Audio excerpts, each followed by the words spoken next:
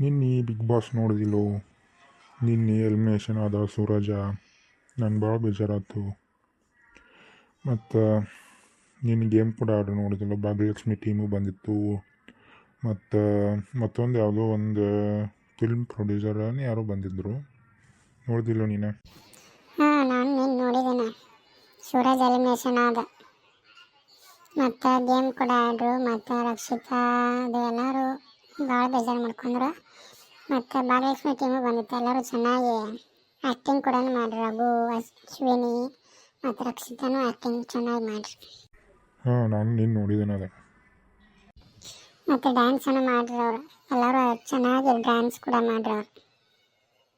Dance ಚೆನ್ನಾಗಿ ಮಾಡ್ರಿ ಅವರು. ಇವತ್ತಾರ ಎಲಿಮಿನೇಷನ್ ಅಕ್ಕಾರ ನೋಡ್ಬೇಕು. ಮಾಳು ಅನ್ನತ್ತಾರು ಮತ್ತು ಇಲ್ಲಕ ಸ್ಪಂದನ ಅನ್ನತ್ತಾರು ಎರಡು ನೋಡ್ಬೇಕಂದು. ಕರ್ಕೊಂಡು ನೋಡ್ಬೇಕಂದು.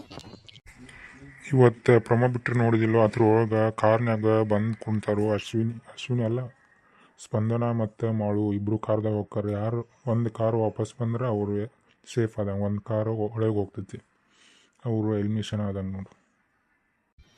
ಹಾಂ, ನಾನು ನೋಡಿದ್ದೇನೆ ಅದನ್ನು. ನೋಡಬೇಕಿಂದ ರಾತ್ರಿ 9 ಗಂಟೆಗೆ ನೋಡೋಣ.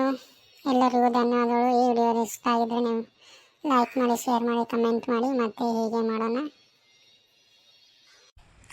Thank you. ಬಾಯ್, ಮತ್ತೆ ಸಿಗೋಣ.